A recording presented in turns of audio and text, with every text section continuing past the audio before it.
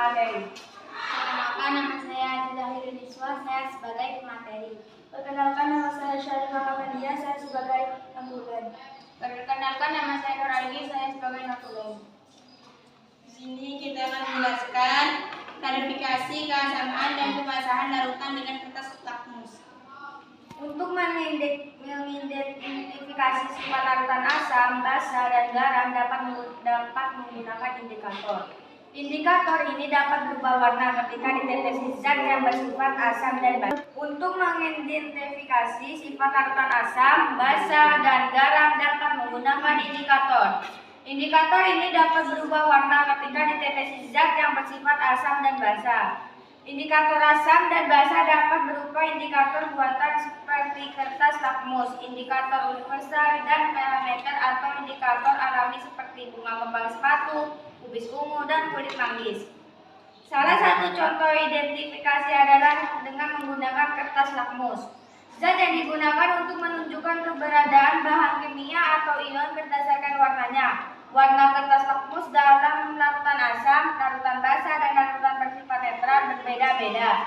Ada dua macam kertas lakmus, yaitu lakmus merah dan lakmus biru. Sifat dari masing-masing kertas lakmus adalah sebagai berikut. 1. Lakmus merah dalam larutan asam berwarna merah dan dalam larutan basa berwarna biru. 2. Lakmus biru dalam larutan asam berwarna merah dan dalam larutan basa berwarna biru. 3. Lakmus merah maupun biru dalam larutan netral tidak berubah warna. Alat dan bahan. Alat: 1. Lakmus merah, 2. lakmus biru, 3. pipet tetes, 4. plat tetes. Bahannya: air sabun, air jeruk, larutan garam, larutan deterjen, air sampo, cuka, dan air ledeng. Langkah kerja. Pertama, siapkan kertas lakmus merah dan biru pada plat tetes. Kedua, teteskan satu tetes air sabun pada masing-masing lakmus. Perhatikan perubahan warna yang terjadi. Isikan data pengamatan tersebut ke dalam tabel. Ulangi langkah nomor 2 dengan air jeruk, cuka, larutan garam dapur, dan air ledeng. Tabel pengamatan. Air jeruk mengubah kertas lakmus merah menjadi merah. Lakmus biru berubah menjadi biru, sifat larutan asam. Cuka, lakmus merah tetap berwarna merah. Lakmus biru berubah menjadi merah, sifat larutan asam. Sampo, lakmus merah berubah menjadi biru. Lakmus biru tetap berwarna biru, sifat larutan basa. Sabun mengubah kertas lakmus merah menjadi biru. Lakmus biru tetap biru, sifat larutan basa. Deterjen, lakmus merah berubah menjadi biru. Lakmus biru tetap biru, sifat larutan basa. Air ledeng, lakmus merah tetap berwarna merah. Lakmus biru tetap biru, sifat larutan netral. Mungkin ada yang mau bertanya, saya batasi 2 pertanyaan saja. Saya dari kelompok 3 ingin bertanya. Nah, zat sabun itu sifat larutannya apa? Apa ada yang mau bertanya lagi? Kurang 1 pertanyaan lagi.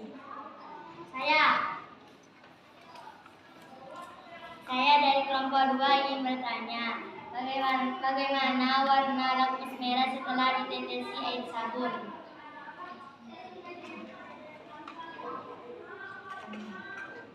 Oke, mari kita jawab pertanyaan dari kalian. Untuk kelompok 3, sabun itu sifat larutannya apa? Sabun itu sifat larutannya sifat basa. Terus saya ingin menyanggah.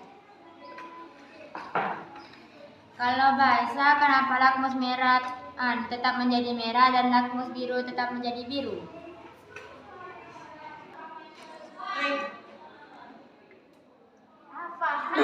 Mohon maaf, sepertinya Anda salah dengar karena dalam tabel pengamatan kami, sabun mengubah kertas lakmus merah menjadi biru dan lakmus biru tetap berwarna biru, sehingga sabun bersifat basa.